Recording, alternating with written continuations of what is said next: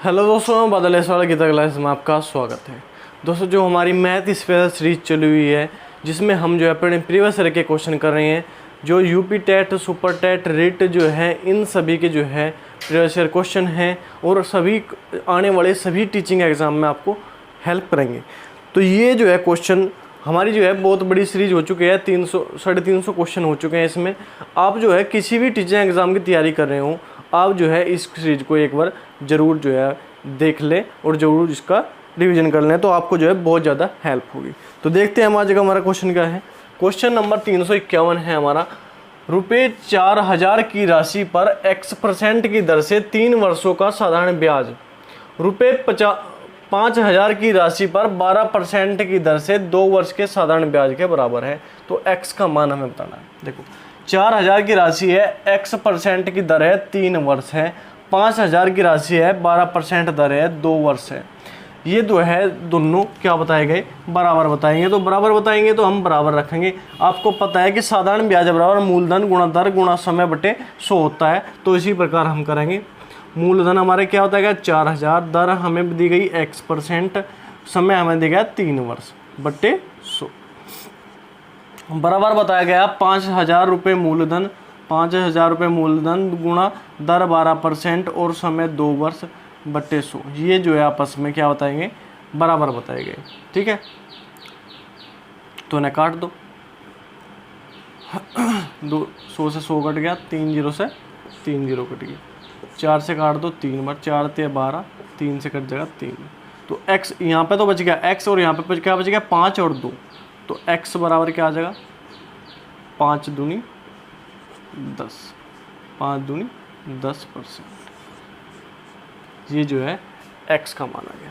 यही हमें क्या है, ज्ञात करना था, x बराबर 10%। ठीक है, बिल्कुल सिंपल क्वेश्चन है। Question number 352। एक राशि पर 2 वर्ष का मूलधन रुपये 720 है और यदि उसे 5 वर्ष के लिए और छोड़ दिया जाए तो उससे रुपये 1020 मूलधन अर्जित होता है। तो मूलधन ज्ञात करें। देखें, अगर 2 वर्ष की बात करें, 2 वर्ष का इसका मूलधन क्या होता है, 720 है। लेकिन 2 वर्ष के बाद भी अगर 5 वर्ष और छोड़ दे उसे धन को, तो 1020 रुपये जो है मूलधन हो जाता है। तो हमें क्या होता है, मूलधन हमें बताना है। तो इसका मतलब ये है कि 2 वर्ष का मूलधन, 2 वर्ष का मूलधन हमें क्या बताया गया, 720 रुपये। और 2 वर्ष के बाद अगर 5 वर्ष और छोड़ दे तो कितने हो गए, 7 वर्ष। 7 वर्ष का मूलधन हमें बताया गया 1020। ठीक है, अगर 7 वर्ष के मूलधन में से 2 वर्ष का मूलधन हम घटाएंगे तो हमें क्या प्राप्त होगा, जो भी हमारा बढ़ता है किसी पैसे पर, जो भी हमारी वृद्धि होती है, वो तो क्या होता है हमारा, वो होता है हमारा ब्याज। तो अगर 7 वर्ष के मूलधन में से 2 वर्ष का मूलधन हम घटाएंगे तो हमें क्या प्राप्त होगा, हमें प्राप्त होगा 5 वर्ष का ब्याज। 5 वर्ष का ब्याज। तो 5 वर्ष का ब्याज क्या हम प्राप्त होगा, हमें 300 रुपये। 5 वर्ष का ब्याज प्राप्त होगा हमें 300 रुपये। क्यों, 7 वर्ष के मूलधन में से 2 वर्ष का मूलधन हमने घटा दिया। ठीक है, जब 5 वर्ष का मूलधन जो है हमारे पास, 2 वर्ष का मूलधन है, 5 वर्ष का ब्याज है, तो इसे 2 वर्ष के ब्याज में बदल लेंगे। 2 वर्ष का ब्याज हमारा क्या होगा, 5 वर्ष का ब्याज हमारा 300 है, 2 वर्ष का ब्याज हमारा क्या होगा, 300 बटे 5 गुणा 2, क्या आ गया, 120 रुपये। हमें निकालना मूलधन। मूलधन हमारा क्या होता है, मूलधन हमारा होता है मिश्र धन माइनस ब्याज। देखो, 2 वर्ष का ब्याज हमारे पास 120 रुपये, 2 वर्ष का मूलधन है हमारे पास 720 रुपये। तो 720 माइनस 120 क्या आ गया, 600 रुपये। 600 रुपये जो है हमारा मूलधन होगा और मूलधन ही हमें ज्ञात करना था। ये आपको लिखने की जरूरत नहीं है, ये तो मैंने आपको समझाने के लिए आपको बता दिया। आप जो है डायरेक्ट जो है इसको सोल्व कर सकते हो। ये इतनी बात लिखने की जरूरत नहीं है कि 2 वर्ष का मूलधन, 2 वर्ष का ब्याज। आपको पता है कि 7 वर्ष का मूलधन है, 2 वर्ष का मूलधन है, घटा देंगे तो हमें जो है 5 वर्ष का ब्याज प्राप्त होगा। ठीक है, इसलिए हम जो है इसको डायरेक्ट जो है ना लिख के बिना जो है लैंग्वेज लिखने की कोई ज़रूरत नहीं है, आप जो है डायरेक्ट कर सकते हो। ठीक है, नोट करो आप, फिर नेक्स्ट क्वेश्चन देखते हैं। क्वेश्चन नंबर 353 हमारा क्या दिया गया, यदि किसी बैंक की प्रतिवर्ष साधारण ब्याज की दर 5% से 3.5% हो जाती है तो किसी व्यक्ति की वार्षिक आय रुपये 105 कम हो जाती है, तो बताइए कि बैंक में कितने रुपए की राशि जमा कराई गई थी।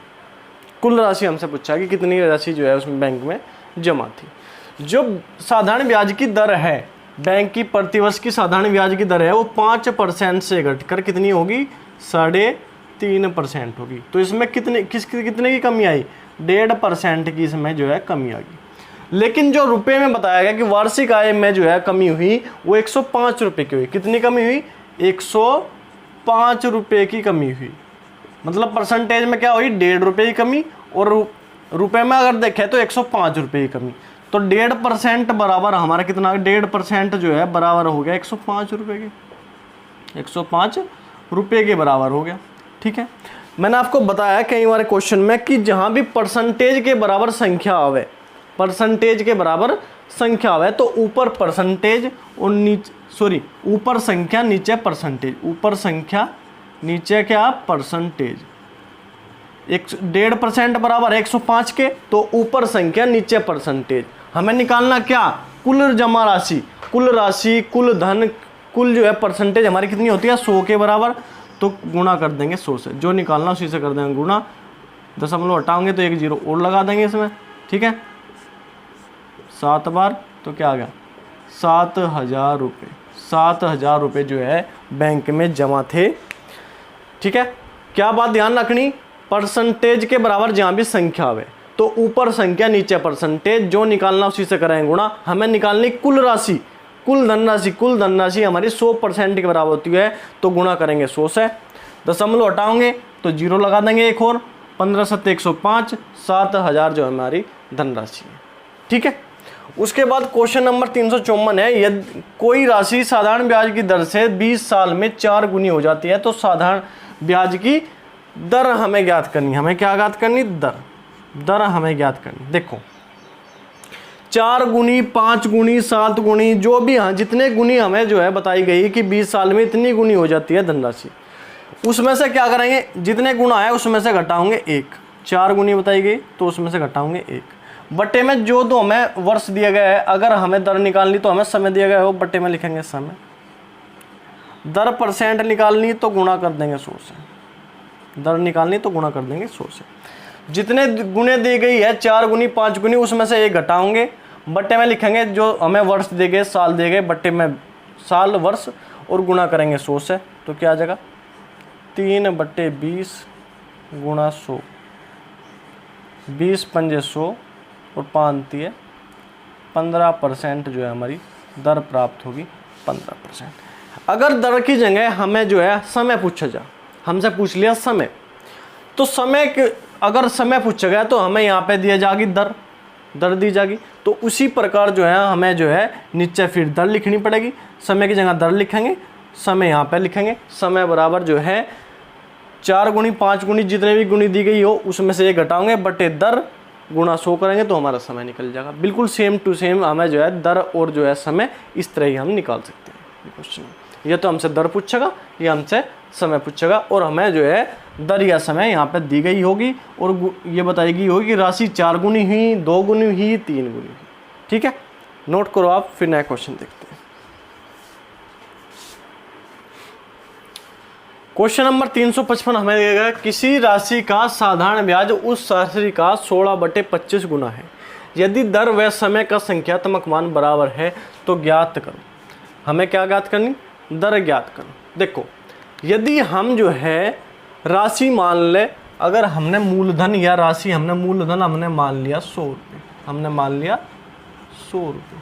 ठीक है, कहा गया कि मूलधन साधारण ब्याज उस राशि का 16/25 है, तो ब्याज हमारा क्या हो जाएगा, ब्याज हमारा हो जाएगा